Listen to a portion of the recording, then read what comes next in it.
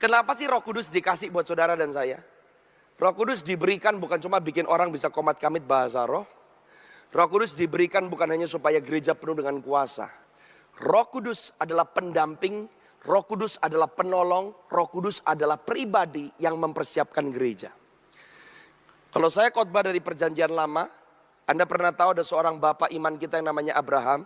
Dia punya anak namanya Ishak. Waktu dia mencari seorang istri buat Ishak yang namanya Ribka, dia mengutus utusannya, hamba yang paling senior dalam rumahnya namanya Eliezer. Saudara tahu Eliezer artinya apa? Nama Eliezer penolong. Itu gambaran siapa? Roh Kudus. Abraham bapak nyari mempelai buat anaknya, yang dia kirim adalah Roh Kudusnya. Kenapa Tuhan kirim Roh Kudusnya? Mempersiapkan kita sebelum Yesus datang kembali. Sebab yang dicari oleh bapak adalah mempelai. Dan mempelai harus dimurnikan, mempelai harus dipersiapkan. Tidak semua orang Kristen lahir baru jadi mempelai.